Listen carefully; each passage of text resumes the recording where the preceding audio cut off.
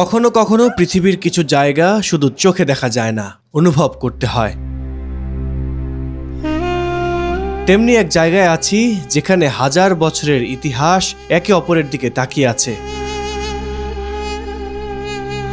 এক পাশে আয়া সোফিয়া আর ঠিক সামনেই ব্লু মসজিদ। ঠিক ধরেছেন, আমি আছি তুরস্কের ইস্তাম্বুলে।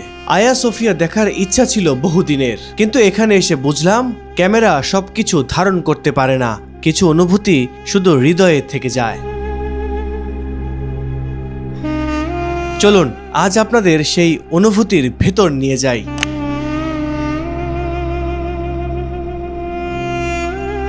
আসসালামু আলাইকুম। ইস্তাম্বুলের বিখ্যাত আয়া সোফিয়ার সামনে থেকে আপনাদের স্বাগত জানাচ্ছি।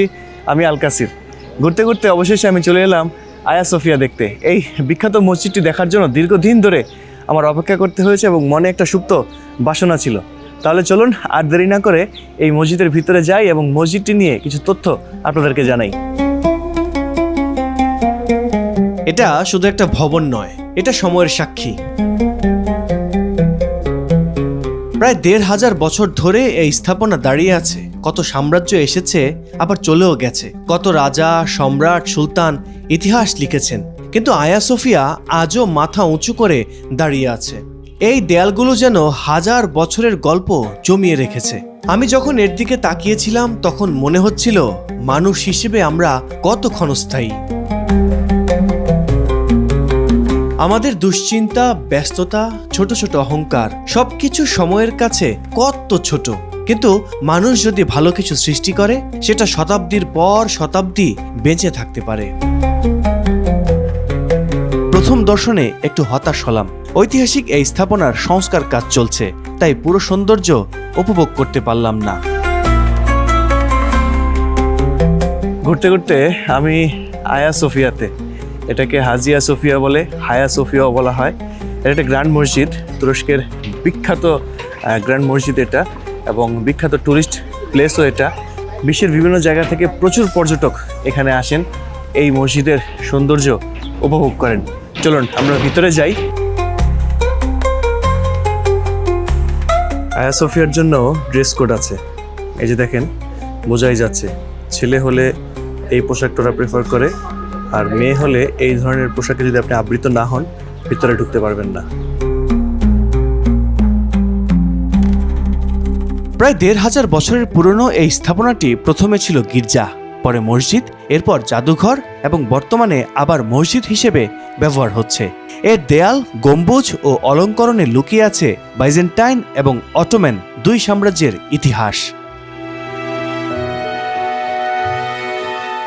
ভেতরে প্রবেশ করলেই মনে হবে যেন সময়ের বহু স্তর একসঙ্গে দাঁড়িয়ে আছে আপনার সামনে। ৫৩২ খ্রিস্টাব্দ, প্রাচীন কনস্টান্টিনোপল, বর্তমান ইস্তাম্বুল। এক ভয়াবহ দাঙ্গার পর ধ্বংসস্তূপে পরিণত হয়েছিল পুরো শহর, কিন্তু সম্রাট জাস্টিনিয়ান প্রথম নতুন কিছু গড়ার স্বপ্ন দেখেছেন। তিনি ঘোষণা দিয়েছেন, এমন এক স্থাপনা চাই যা পৃথিবীর আর কোনো কিছুর মতো হবে না, যেখানে ঈশ্বরের মহিমা প্রতিফলিত হবে। ইঞ্জিনিয়ার অ্যান্থেমিয়াস ও ইসিডোরাসের নেতৃত্বে শুরু হয় বিশাল নির্মাণ কাজ।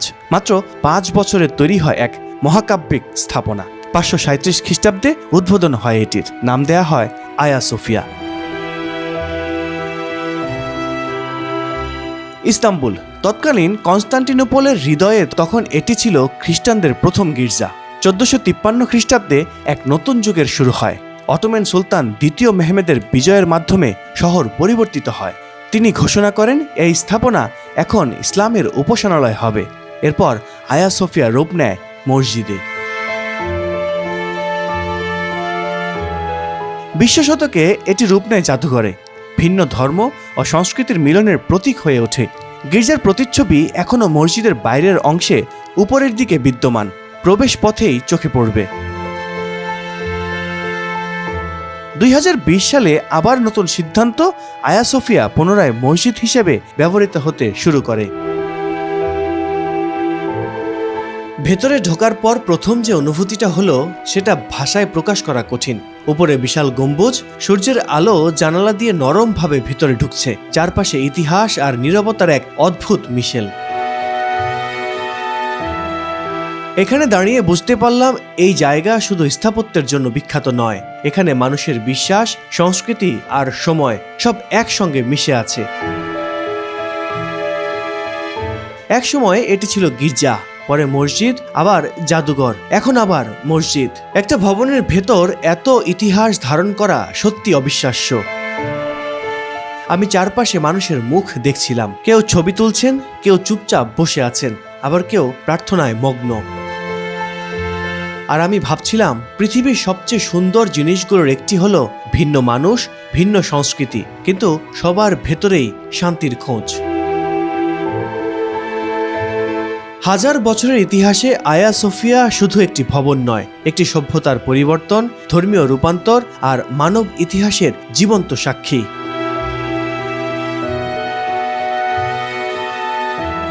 সবচেয়ে অবাক লাগার বিষয় হলো আয়া সোফিয়া থেকে বের হতেই সামনে পড়বে ইস্তাম্বুলের আরেক ঐতিহ্য, ব্লু মসজিদ। এই দুই ঐতিহাসিক স্থাপনা একে অপরের ঠিক সামনে দাঁড়িয়ে আছে। ওই তো আমার পেছনে আয়া সোফিয়া, এবং আয়া সোফিয়ার এক্সিট গেট দিয়ে বের হলে একদম নাক বরাবর সোজা যেটা দেখা যায় সেটাই হচ্ছে ব্লু মস্ক। দুই সময়, দুই ইতিহাস, দুই স্থাপত্য শৈলী, তবুও এক আকাশের নিচে। এটা আমাকে একটা জিনিস শিখিয়েছে, পৃথিবীকে সুন্দর করে তোলে শুধু আমাদের মিল নয়, আমাদের ভিন্নতাও। সূর্য ধীরে ধীরে পশ্চিমে নামছে, আকাশের রং বদলে যাচ্ছে, মসজিদের মিনারগুলো সোনালি আলোয় ঝলমল করছে। আমি ভাবছিলাম ভ্রমণ মানে শুধু নতুন জায়গা নয়, নিজেকে নতুনভাবে আবিষ্কার করাও। আজ আয়া সোফিয়া আমাকে সময়ের মূল্য শিখিয়েছে, আর ব্লু মসজিদ আমাকে নীরবতার সৌন্দর্য অনুভব করিয়েছে।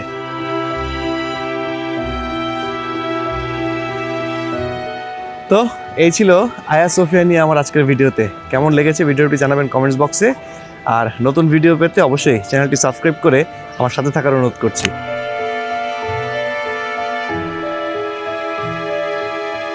আজকের মতো বিদায় নিচ্ছি। ব্লু মসজিদ নিয়ে কথা বলবো আরেকটি ভিডিওতে।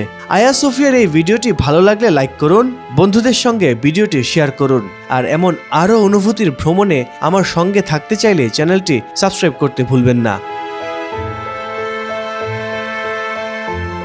আবার দেখা হবে নতুন কোনো শহরে, নতুন কোনো গল্পে। আল্লাহ হাফেজ, আসসালামু আলাইকুম।